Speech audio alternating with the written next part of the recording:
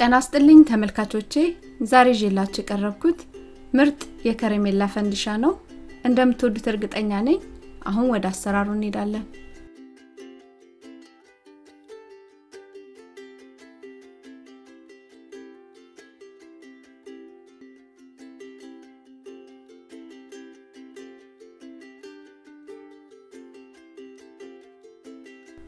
ፈንድሻውን ያዘጋጀሁት በአንድ 3ኛ ኩባያ የበቆሎ ፈንድሻና በዘይት ነው ፈንድሻውን በማፈነድሽበት ሰዓት ፈንድሻው ያነሰ ስለመሰለኝ ጨምሬበታለሁ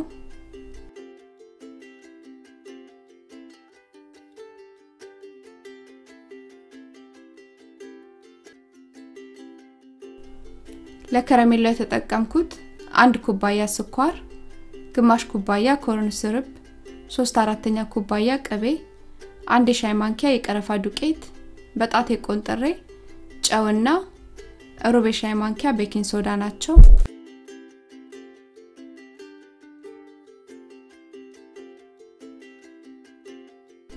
በድስት ውስጥ 2 የሾርባ ማንኪያ የሚያህል ዘይት አስገባና ዘይቱ እስኪግል ጠብቃለሁ ዘይቱ ሲግል ያዘጋጀሁትን ፈንድሻ አስገባለሁ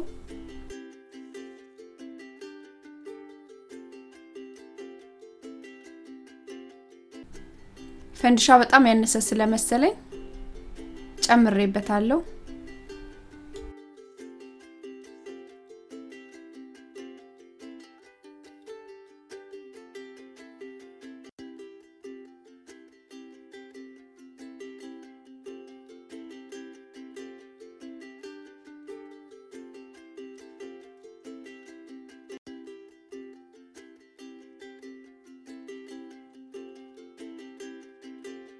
ፈንድሻ ላደርግበት ያዘጋጀሁትን ትሪውን ዘይት ቀብቻለሁ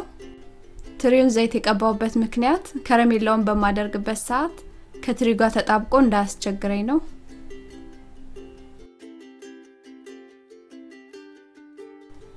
አሁን ደግሞ ከረሜላውን አዘጋጃለሁ በድስቱ ላይ ቅቤውን ስኳሩን ኮርን ሲረፑንና በእጄ ቆንጠሬ ጨው አደርጋለሁ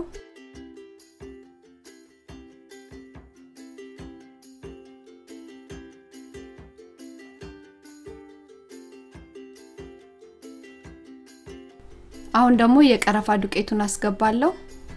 እሳታችንን ሚዲየም ላይ ነው ማድረግ ያለብን በጣም ሃይ ካረግ ነው ስኳሩ ስለሚያርብን ሚዲየም ላይ አርገን እየተከታተልን ማማሰል አለብን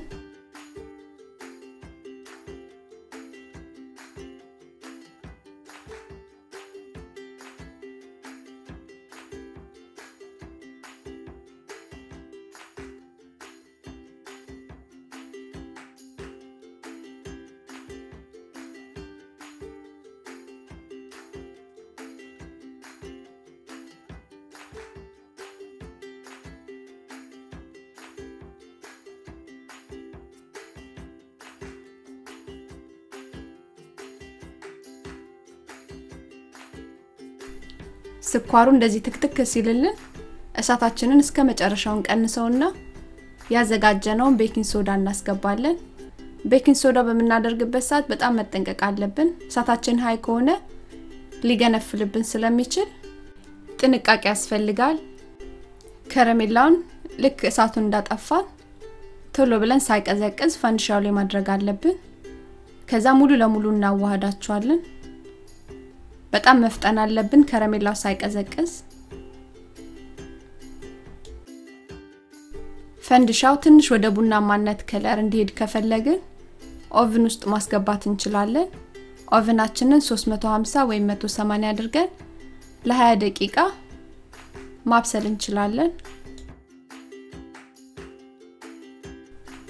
ፈንድሻው በ20 ደቂቃ ውስጥ እንደዚህ የሚያምር ቡናማነት ከለር ይዟል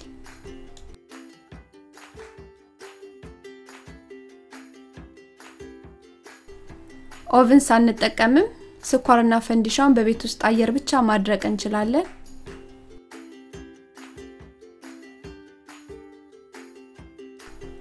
ስኳሩ በሚቀዘቅዝበት ሰዓት ፈንድሻው ሙሉ ለሙሉ ስለሚያያዝ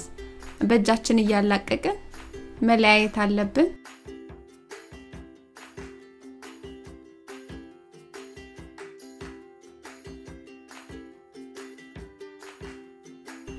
ይሄን ይመስላል ምርጥ የከረሜላ ፈንዲሻ እንደወደዳችሁት እርግጠኛ ነኝ አስተያየት ጥያቄ ካላችሁ ቀበላለሁ አመሰግናለሁ ደህና ሁኑ